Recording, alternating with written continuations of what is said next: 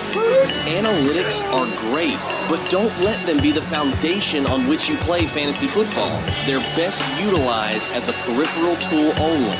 Tyler Boyd's dip in production last year better correlates with Andy Dalton being off the field than it does with A.J. Green being off the field, despite public perception. You can't watch just highlight film because highlight film only shows the good things. Watch the player's actual game tape because you see the good and the bad.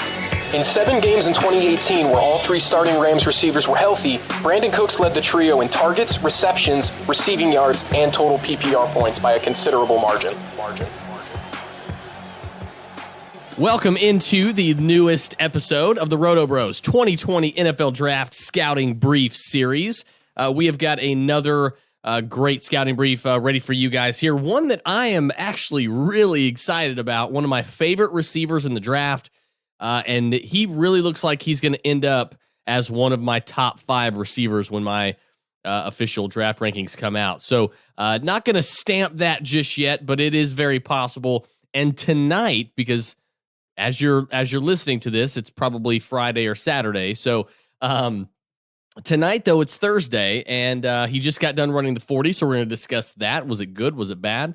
We'll see how that affects his stock as well. But the guy I'm referring to, ladies and gentlemen, is Michael Pittman Jr., wide receiver out of USC. This is a guy that not a lot of people have been talking about. And look, I get it. You know, it's not USC of yesteryear. They're not getting a whole lot of, primetime games, right? Like the Matt Leinart, John David Booty USC days. Okay. They're out there playing on the West Coast. They're having these 9:30, 10:30 kickoffs. Games not getting over till close to 2:30 or 2 o'clock in the morning, on the East Coast here. So not a lot of people get to see USC, and so not a lot of people got to put their eyes on Michael Pittman. And not only that, but this previous year was his breakout season. His last year there was his breakout year. Some people call that a red flag. I don't really. So we'll get into that a little bit as well. But again, Michael Pittman Jr. is the focus of tonight's scouting brief. So let's jump right into it, shall we? The measurables, 6'4", 223 pounds. The guy's big, okay? He's big, he's strong, he's physical. He will constantly overpower his defender to assist him in getting open. This is really important for him, too, because he's not a burner, okay? He's not a burner. He's not going to be, he was never going to be running in the 4.4s, okay? He's got 4.5 speed. He actually showed that tonight at the Combine when he ran both of his 40s.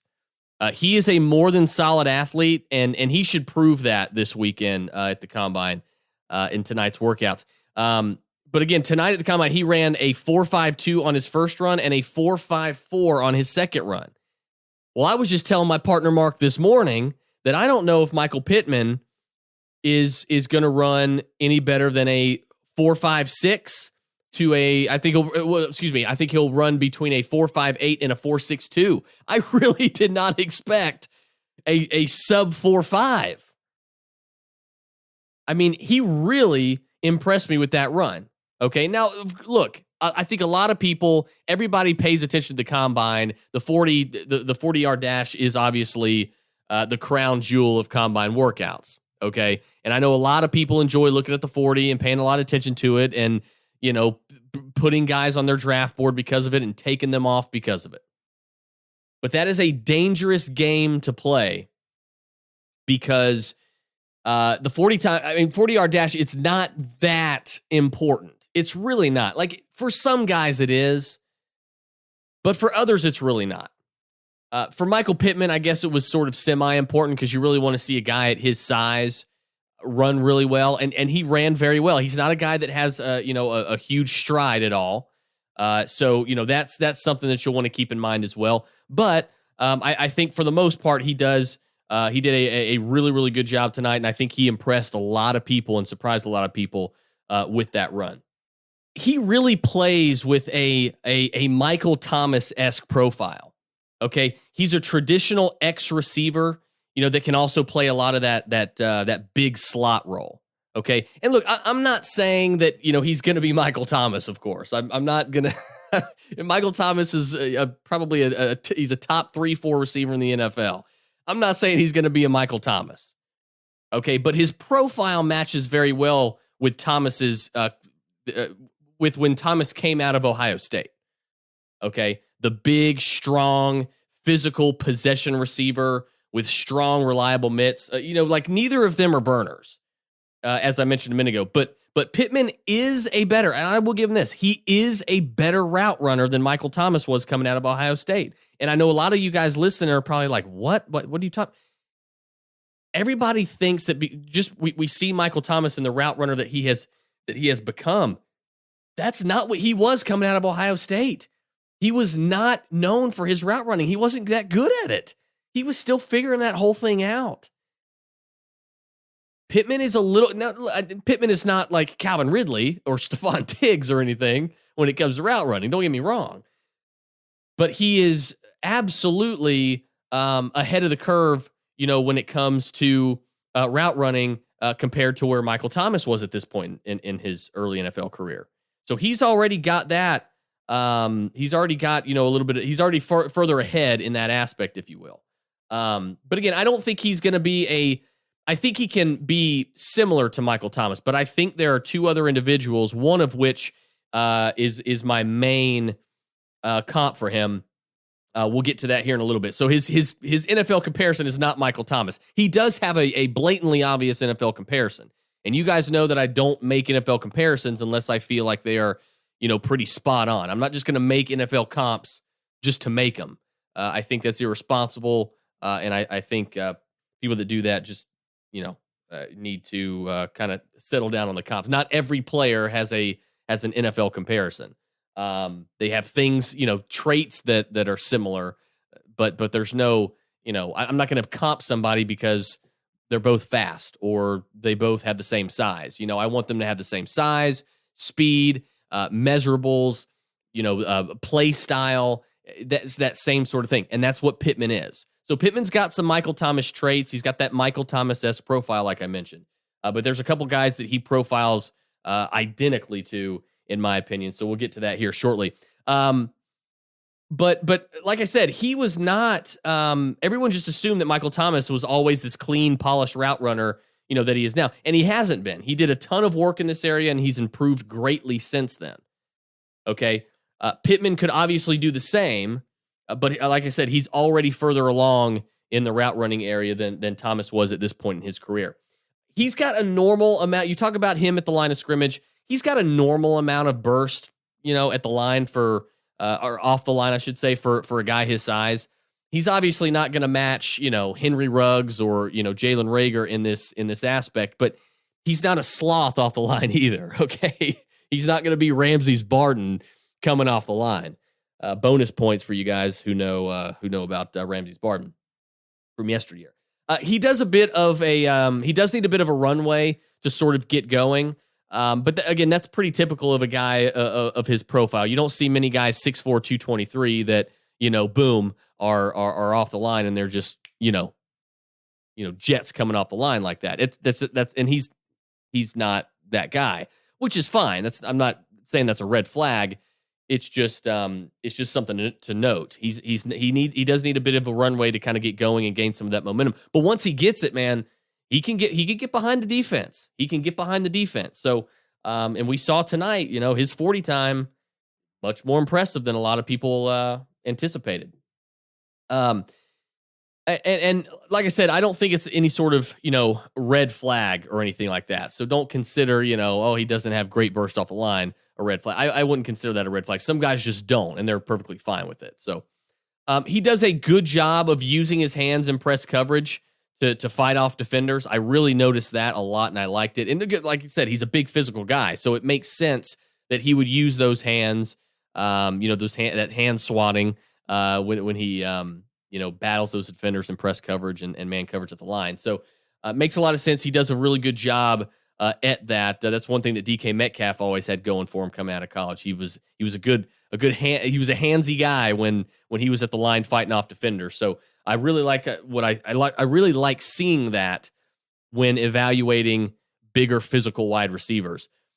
He'll do the same downfield too. Since he's not a T. Higgins type of big vertical receiver. T. Higgins is not a guy that, is really going to work between the hashes too much. I mean, he will here and there, but that's not where he's not going to excel there. Michael Pittman's going to excel there. T. Higgins is mainly going to excel vertically, okay, as that sort of BMW comparison, that Big Mike Williams comparison. But I do believe that when from what I can tell, when Michael Pittman does go vertical, that vertical separation won't be there as much as with a guy like T. Higgins or Jalen Reagor or somebody like that with a little more get up and go speed. But where he makes up for that is his ball skills, guys. Michael Pittman has incredible ball skills. I mean, he is up there with Judy and CD and Ruggs, my top 3 receivers in order. He's up there with those 3 guys when it comes to pure ball skills. Okay, his ball skills are excellent. He tracks deep balls very well. He is an expert when it comes to that over the back shoulder catch. You know what I'm talking about? The over the back shoulder catch. He did that 1,000,001 times at USC. You see it on his tape all the time. So he's great in that area as well. He's also very savvy when it comes to going up and ripping the ball away from defenders in jump ball situations. He has. I mentioned his strong mitts earlier, like Michael Thomas. That's how he is. Michael Pittman is the exact same way, man. This guy's got some of the strongest hands in the entire draft. So I think you'll turn on his tape. I think you'll really notice that as well. It'll kind of jump off the screen at you. He has excellent body control, which is another thing that I love. That's one thing. That was the first thing that I actually noticed about DeAndre Hopkins a few years ago when I scouted him. That was the number one thing about DeAndre Hopkins. His hands and his body control were excellent. And it's no different here for Michael Pittman. He has excellent body control, knows how to contort his body to, sort of give him the best chance, to make a play. And speaking of that, you see evidence. Okay, you see evidence of this on the Utah film, for example. So if you're listening and you're around a computer or on your phone, I want you to I want you to go to YouTube, and I want you to pull up, I just type in Michael Pittman versus, find the Utah tape. Fast forward to the 4:55 mark, okay? And you'll see him in action in this situation, okay? And he doesn't have like defenders draped all over him or anything, okay? He's in coverage. He's not wide open. But you'll see him in action. He takes it 78 yards for the score after the catch. And then during the run, I want you to notice how physical he gets with the defender, fighting off the defender while still trying to maintain that speed and get to the end zone. And you'll see how hard he is to get his hands on and to bring down. So that's a really good example of that. That was when I saw that, I was like, man, I got to rewind that, watch that a couple of times. It's an impressive play by Michael Pittman, and that's really what he brings. He's not going to give you that, elite vertical separation, right? But what he is going to do is he is going to overpower other defenders, big and small, with those elite ball skills and that great body control and those strong gloves for hands. And he's going to rip the ball away. I mean, you go up and try to get a ball away from Michael Pittman. Good luck. Good luck. He doesn't drop passes. We talk about it. He doesn't drop passes. So that's a huge green flag for him. Okay. I don't think you have anything to worry about in this area. He drops a very little amount. I think 2% of his balls were dropped. I want to say, I think I saw that earlier this afternoon when looking stuff up about him. But yeah, 2%, around 2% or less of his balls were dropped at USC. Like, he just does not drop the football. Not only does he not drop passes, but he also doesn't double catch and bobble passes. Okay, when the ball hits his hands, it's secure and it ain't moving. That thing's not popping out. You're not getting that out of his hands. Okay, he's a solid blocker, and of course, that comes as no surprise with his size and his strength. That obviously those two things obviously lend a hand when it comes to his blocking ability. So of course, that's not gonna raise your eyebrows on Sunday when you're looking for, some points for your fantasy box score. But, it's still, I'm giving you the full picture here of each player. So, blocking is one of the things that I wanted to bring up. So yeah, he is a solid blocker, and again, his size and strength definitely lend a hand there. And I want to go back to his route running for a minute. We go back to his route running. Look, his route running, it's just okay. Okay, it's not bad, but it's not pristine either. I'd say it's probably average. Average is probably the word I'd use. It's not bad, but it's not like Stephon Diggs, Allen Robinson type pristine route running. He does have room to improve here. We talked about Michael Thomas had a lot. I mean, he pretty much was not. He was, I don't want to say terrible, but he was not a good route runner coming out of Ohio State. So I think that Pittman is almost in that sort of area there, but I do think he has some room to improve, and obviously he has the ability to do so. We see it every year. Receivers that come out that need some assistance with running routes.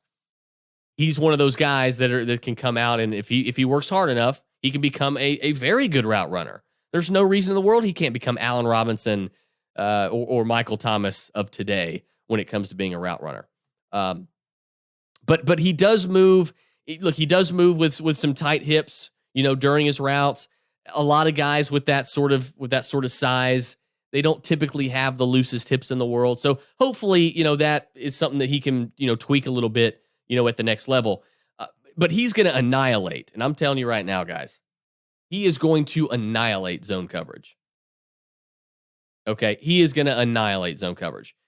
Press coverage, however, is what I'm most interested to see him improve in here, because while he's physical, like I mentioned earlier, and he can fight off defenders and, many times outleap them and win those jump balls, as I mentioned earlier, he does need to try to work on his separation from defenders, in man coverage and press coverage. That's something that I would really like to see from him, moving forward. So he will have to tweak that a little bit, I think. I hope that he may not have to, but I hope that he does, just to become a more well-rounded wide receiver. He has an insane catch radius, and he is the epitome of a big target that a strong-armed, sometimes inaccurate quarterback like a Drew Lock or a Josh Allen. I think those guys would thrive with a guy like Michael Pittman. I think these guys, they foam at the mouth for a guy like Michael Pittman. Okay. And I think playing with guys like that would really help those types of quarterbacks. And they would absolutely love to have obviously a big, strong, faster than advertised target that is just going to win most, one-on-one situations. And is obviously going to succeed in zone coverage as well. He is elite at high pointing the ball. And once it's in the air, he has the advantage on nearly every defender. So that's something you're going to see right away on tape as well. So, guys, look, Michael Pittman is a guy that I think there is some work that needs to be done. But I think the ceiling here, I don't think we've seen this. I don't think we're close to it. His ceiling here is very, very high. It is high. I mean, it's not Odell Beckham, probably not DeAndre Hopkins sort of high. It's not Julio high. But he could absolutely, in 3-4 years, he could absolutely, if he nails down a starting spot, he could absolutely be one of the top 15 receivers in the NFL, without a doubt in my mind. So we get to his NFL comparisons. I know that's what a lot of people want to hear. Who are his NFL comparisons? Guys, I'm going to be honest with you. This morning, when I was finishing up the script for this scouting brief, I'm watching his tape and I'm thinking to myself, okay, I see some Kenny Galladay traits in him, but I don't know if he'll have that Kenny Galladay speed. And this is what I wrote earlier this morning. I see some Kenny Galladay traits in him, but I don't know if he'll have that Kenny Galladay speed. But for me, his NFL comp is absolutely Alshon Jeffrey. Similar size, similar speed, elite jump ball skills, total overall physicality, and like I mentioned, elite ball skills. Okay, Alshon Jeffrey, that is Alshon Jeffrey. Michael Pittman just doesn't have the injury concerns that Alshon Jeffrey typically has. But guys, I'm going to be honest with you. After tonight, Michael Pittman's NFL comparison is Kenny Galladay. Kenny Galladay ran a 4.5 flat. Michael Pittman's over here running 4.52, so he's essentially right there with Kenny Galladay with speed. I didn't think he was going to be there. I honestly thought he was going to be closer to the 4.6 range or in the 4.6 range. And that wasn't going to like ruin my whole love affair with Michael Pittman. You know, that's what I expected. But the fact that he ran much faster than that and was closer to Kenny Galladay, I mean, there's not two guys in the NFL that he profiles more like than Kenny Galladay and Alshon Jeffrey. There's really, really not. So, yeah, his NFL comparison for me would be Kenny Galladay and Alshon Jeffrey as well. Those two guys. That's where I think he is. I do think he can be a number one wide receiver in this league. He's not going to be some Julio Jones type of guy. Again, Julios don't grow on trees. All right. He's not going to be some Julio Jones type of receiver.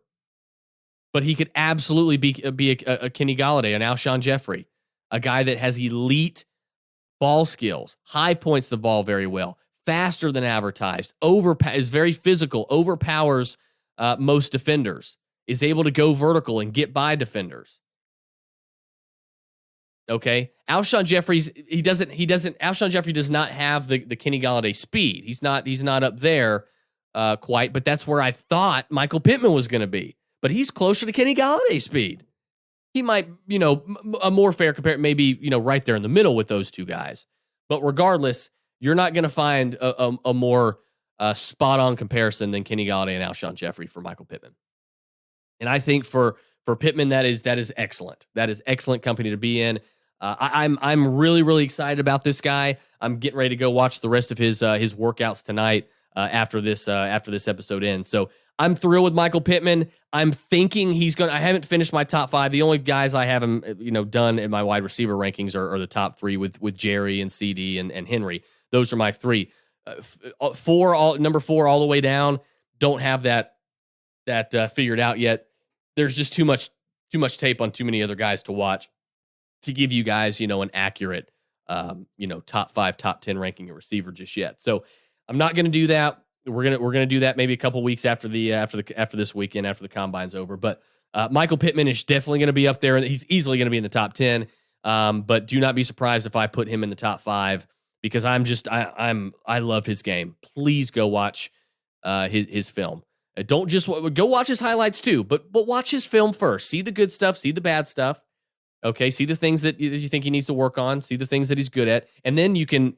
You eat your vegetables and then you can have your dessert, right? Then you can have your dessert and watch all the highlight film and see all the good stuff and the exciting plays from him as well. But I'm telling you, very, very entertaining football player. I think he is going to be a guy that rises for a lot of people this summer, and I'm going to be beating the Michael Pittman drum all offseason long. So, guys, definitely get ready for that. Guys, I appreciate you guys for listening. Thanks so much. It was a blast as always. Giving you guys some of the info on Michael Pittman Jr., again, wide receiver out of USC. If you have any questions about Michael Pittman or any of the other prospects we've done thus far or will do moving forward that we haven't done yet, go ahead and hit me up on Twitter at RotoBros Chris. You can also find me on Facebook at the group FSA Fantasy Sports Advice and Analysis. Go to Facebook, type in FSA Fantasy, and you can join the largest, most active fantasy sports community on the planet. Definitely check that out. The RotoBros Patreon as well, $5 a month, guys. You guys are getting ready to get all the scouting briefs. You're going to have the Mother podcast. You're going to have Mark and Producer Man's DFS podcast weekly during the season. But the big treat coming up is the Dynasty podcast that Mark and I are going to have running from the next week or two up all the way through July. When we start up the Mother podcast again, getting ready for the season. So the rest of the summer, you're going to have a RotoBros Dynasty podcast coming your way, but is going to be exclusive for Patreon subscribers. So keep that in mind. It is definitely well worth it. It's just $5, guys.